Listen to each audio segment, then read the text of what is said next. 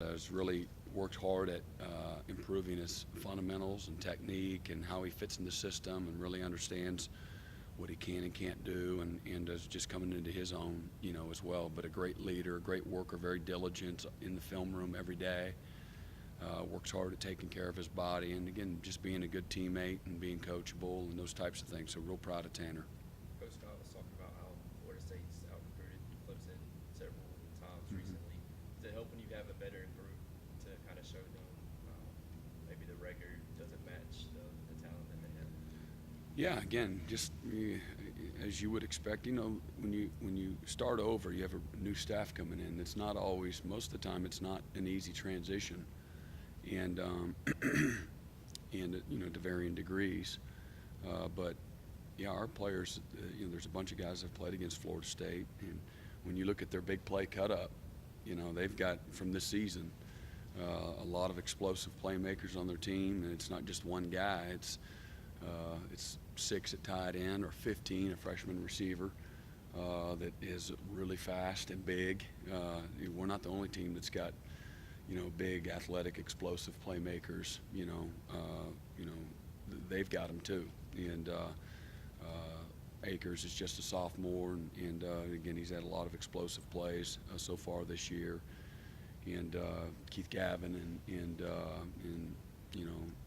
Naquan and number 8, you see those guys making plays all over the field. So this year, yeah, it won't be hard for our guys to before they even show up here, they already know who Florida State is and what they're capable of. Which was Jake walking around the house with his chest Oh, out. he was pumped. He was pumped. Him and Mike Jones both about ready to cry. Mike Jones must have told me he loved me 30 times.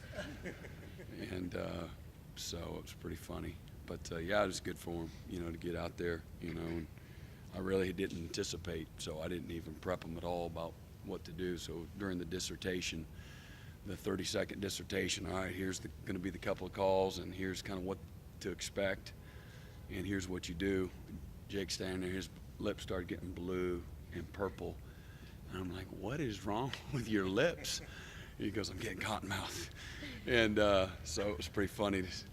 They couldn't believe it was like 2 kids on Christmas morning and I wasn't going to put them in. I had no, and then they came up to me and said, hey, think we can get a play?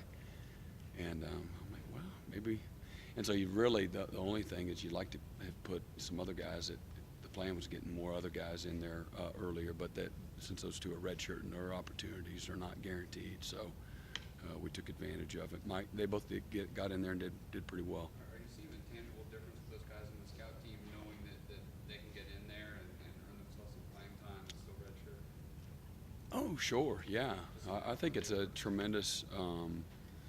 The rule, is really beneficial in just so many ways. But even just mentally, because going down to the scout team and going to work every day is such a difficult job and a thankless job. And so to be able to reward them a few games, just get a few reps out there, get some, I think gives them a little added juice and motivation, for the future. And obviously the experience is invaluable. Brent, Coach Lee told us yesterday that they're planning now to possibly redshirt Mhm. KJ Henry.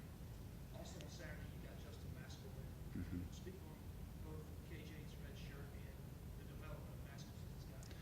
Yeah, so KJ was somebody that really felt, hey man, I could really benefit from a redshirt year, and so he's the one that kind of pushed that agenda, and we weren't against it. We just didn't know how our position was going to be, and early, before you get to the season. So we didn't have any intentions to redshirt any of them until you get out and have a chance to evaluate him. And he's a long, athletic, disruptive, but we have a group right now based on some of our older guys that we don't have to play him, and he's all for it, and the benefits of Power Hour are going to really make a difference for him. And so couldn't be more excited about KJ and what he has shown us so far. And then, Justin is just, we feel really good about Justin. He's a very natural pass rusher, a great natural strength, and again, Power Hour is going to really benefit him. He's going to run and bend. Justin's going to be a terrific player, and he's got the right mindset. He's just got a motor that won't stop, and they can't quit raving about him down on scout team. Just his effort and his toughness every day. Another player I'd like to ask you a question about, Darnell Jeffries. Mm-hmm. Talk to us about what Darnell's brought to the team and how his redshirt year's going. Yeah, so his redshirt year's going well. He's a little bit more under construction, getting his body right and strength and conditioning and the right kind of added weight. But Darnell's got a great attitude every day, and he really lets you coach him hard, and takes a lot of pride in his effort and his diligence and studying and knowing what to do, his technique and those types of things. So, Darnell's done well. The difficulty of actually cutting down. What do you try for 33% of the ball?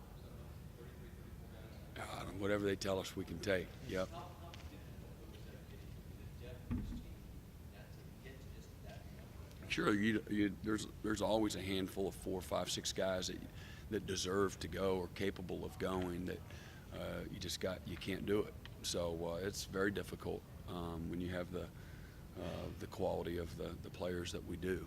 So Coach Sweeney makes those decisions. He asks us, he gets our input, but that's a tough thing to manage week in and week out. It's not real as cut and dried as you'd think it would be, because of the special teams and where each position what you're able to do at linebacker, for example, is affected by what's going on at running back. And, because there's always, swapping guys out, both sides of the ball, what they're doing on special teams, that type of thing. So it's not just set in stone for the whole season, as you know. It can vary from week to week, as guys continue to develop or you get injuries, those types of things. It did early in the year. More so. But as guys start to eliminate, for example, like a KJ, he's met his threshold, so he can't, get put back in the game. So. You brought up the big physical receivers in Florida State. Mm-hmm. Last few weeks, you've seen a few of those combinations, including this past week Yeah. at NC State. Discuss the advantage and how well you think both Trayvon and AJ has done this year, and their size and how much that helps you guys in controlling the big guys out there. Yeah, well, it's just that law of inertia. So, you get the big guys on big guys. It's as long as they can run and hold up fundamentally and technique-wise, it's, provides better matchups as opposed to having a bunch of midgets. Sometimes smaller guys play big, though, too. You've had guys like that, like McKenzie. I don't know if small is the right word, but, he's a 5'10 and a half, 5'11 guy, not 6'1 or 6'2. So, yeah, Ryan Carter, was our, co-MVP last year on a really good defense, and because he played like he's 6'2". But it is good, to match up with length and they're big guys, that can run as well, and so they create problems for everybody. But we're fortunate to have a couple guys with length, and again, Mark Fields has got experience. He's played against every type of receiver. So those guys in particular, you feel pretty solid about matching up with a lot of teams.